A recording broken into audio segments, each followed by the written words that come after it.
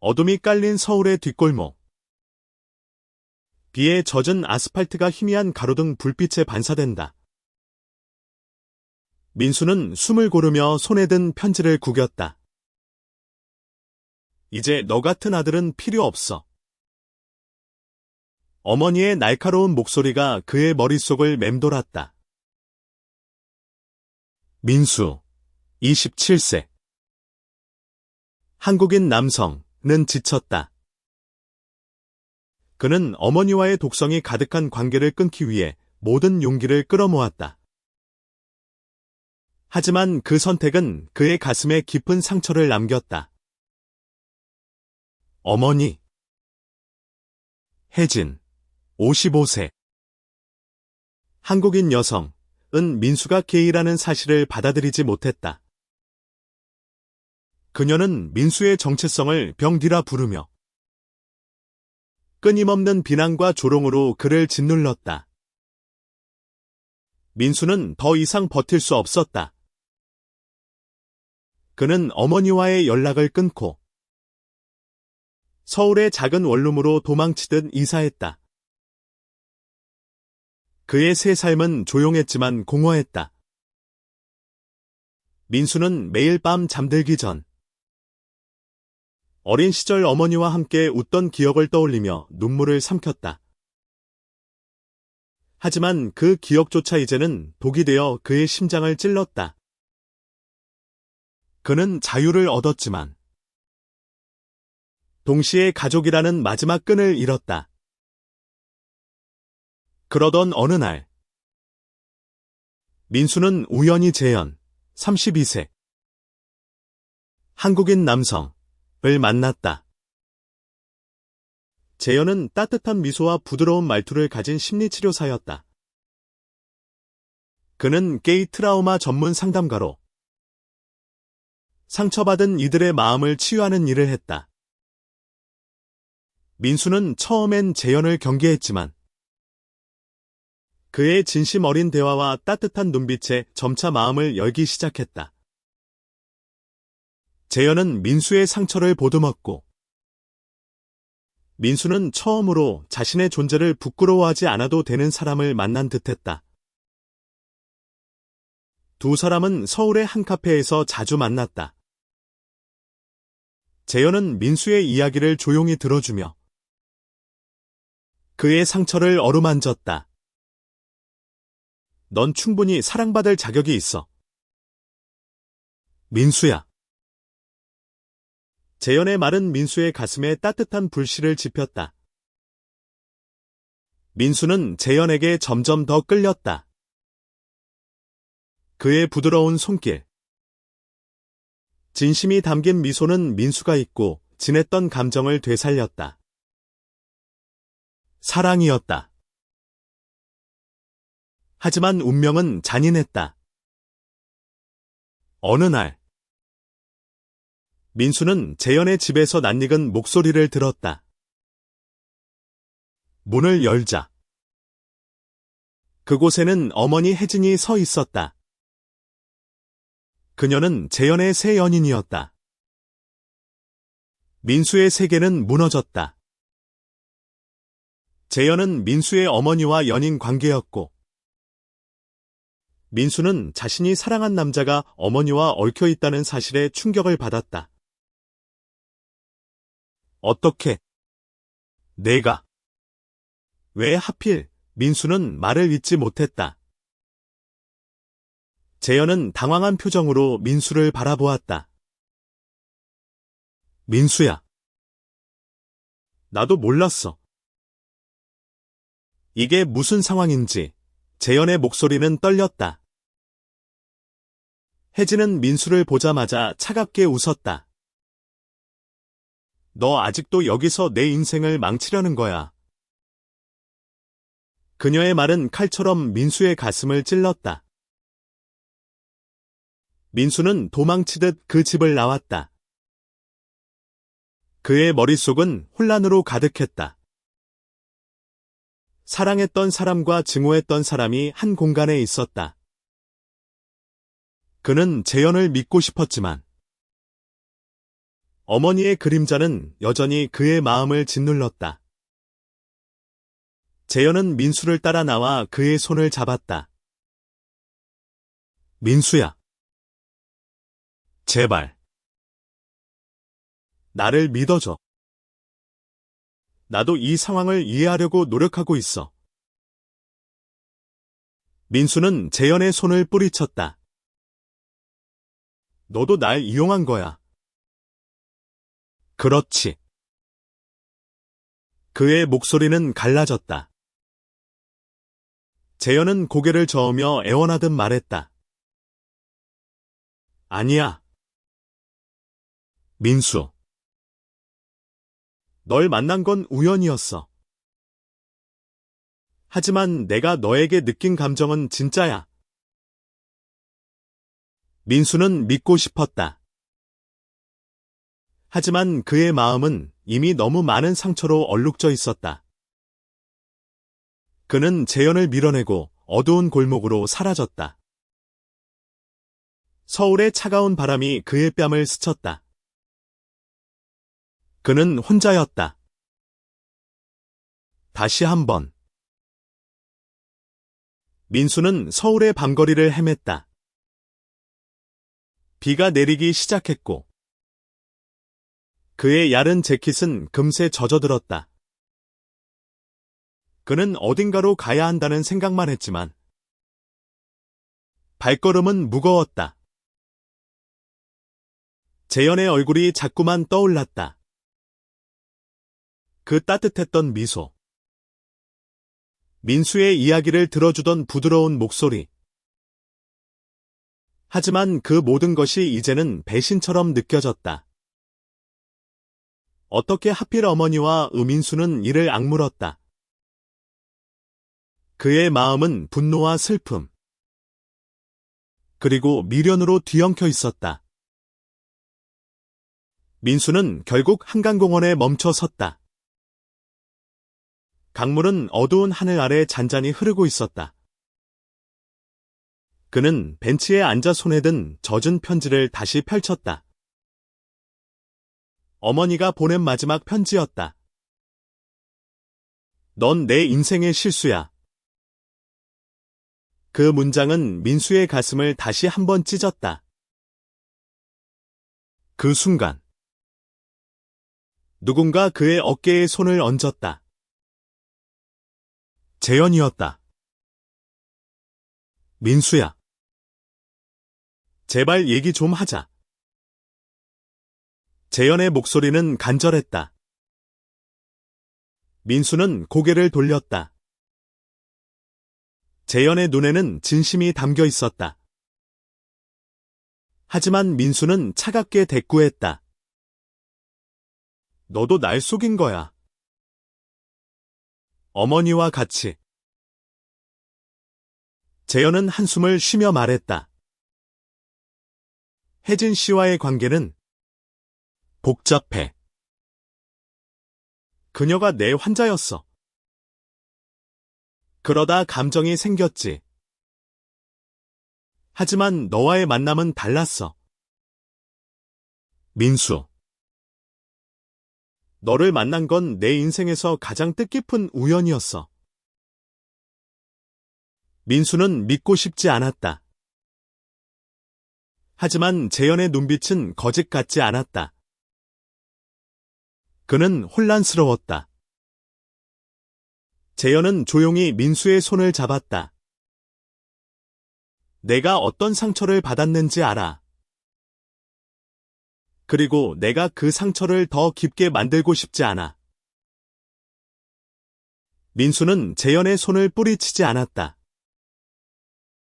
그의 손은 따뜻했고 그 온기는 민수의 차가운 마음을 조금씩 녹였다. 하지만 그는 여전히 어머니의 그림자에서 벗어날 수 없었다. 혜진은 민수의 삶을 지배해왔고 이제는 그의 사랑마저 앗아갈 것 같았다. 며칠 후 민수는 재현과 다시 만났다. 재현은 민수에게 자신의 이야기를 털어놓았다. 그는 어릴 적 자신의 정체성을 받아들이지 못하는 가족 때문에 힘들었던 시절을 보냈다. 그래서 내가 이 일을 시작한 거야. 다른 사람들이 나처럼 고통받지 않도록. 재현의 말은 민수의 가슴에 깊이 박혔다. 민수는 재현에게 끌렸지만 어머니와의 연결고리는 그를 계속해서 괴롭혔다. 그는 재현에게 물었다. 어머니와 헤어질 수 있어. 재현은 잠시 침묵했다. 그건 내가 너와의 관계를 지키기 위해 고민해야 할 문제야. 그날 밤 민수는 잠을 이루지 못했다. 그는 재현을 사랑했지만 어머니와의 갈등은 여전히 그의 마음을 짓눌렀다. 그는 결심했다. 어머니와 마주해야 했다. 그녀와의 관계를 완전히 정리하지 않으면 그는 결코 자유로울 수 없었다. 민수는 어머니를 만나기 위해 그녀의 집으로 향했다. 오래된 아파트의 초인종을 누르는 그의 손은 떨렸다. 문이 열리고 혜진이 나타났다. 그녀는 민수를 보자마자 차갑게 웃었다. 이제 와서 뭘 어쩌겠다는 거지? 민수는 이를 악물었다. 어머니, 우리 이제 그만해요. 저를 더 이상 괴롭히지 말아요. 그의 목소리는 떨렸지만 단호했다. 혜진은 눈썹을 치켜세우며 말했다. 너 때문에 내가 얼마나 망가졌는지 알아. 너 같은 아들 때문에. 그 순간 재현이 문 뒤에서 나타났다. 그는 민수와 혜진을 번갈아 보며 말했다. 혜진 씨. 민수에게 상처 주는 말은 그만해요. 혜진은 재현을 노려보며 소리쳤다. 넌 또 뭐야? 내 아들을 꼬드긴 게 너지. 재현은 침착하게 대답했다. 민수는 제 환자였어요. 하지만 그 이상으로 그는 제게 소중한 사람이 됐어요. 민수는 재현의 말에 가슴이 뛰었다. 하지만 혜진은 분노로 얼굴이 일그러졌다. 너희 둘 다 역겨워. 민수는 더 이상 참을 수 없었다. 그는 어머니를 똑바로 바라보며 말했다. 어머니. 저는 저예요. 어머니가 원하는 사람이 아니에요? 그리고 그걸로 충분해요. 그의 말은 단호했고 처음으로 자신의 목소리에 힘이 실렸다. 혜진은 아무 말도 하지 못했다. 그녀는 민수의 눈빛에서 더 이상 예전의 나약한 아들을 찾을 수 없었다. 민수는 문을 나섰다. 그의 가슴은 여전히 무거웠지만 동시에 가벼워졌다. 그는 어머니와의 끈을 완전히 끊었다. 재현은 민수를 따라 나왔다. 미안해. 민수야. 내가 너를 더 힘들게 했어. 민수는 고개를 저었다. 아니야. 네가 날 구해줬어. 두 사람은 서로를 바라보며 조용히 미소 지었다. 그 순간 서울의 차가운 공기가 따뜻하게 느껴졌다. 민수와 재현은 점점 더 가까워졌다. 그들은 서울의 골목길을 함께 걷고 한강에서 자전거를 타며 소소한 행복을 쌓아갔다. 민수는 재현과 함께 있을 때면 자신이 진짜 살아있다는 느낌을 받았다.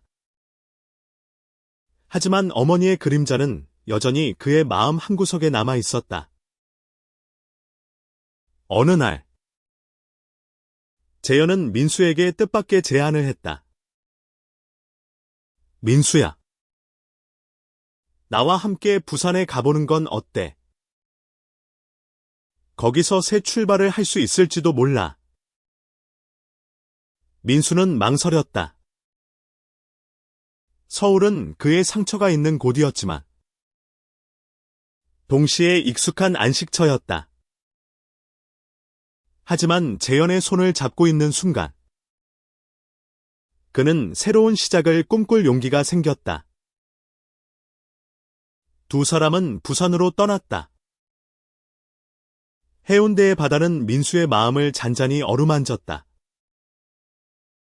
재현은 민수의 손을 잡으며 말했다.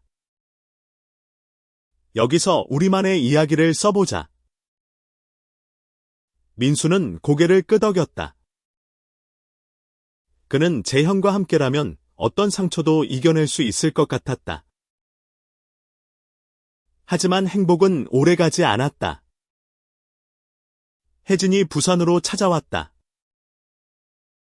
그녀는 재현의 클리닉에 나타나 소란을 피웠다.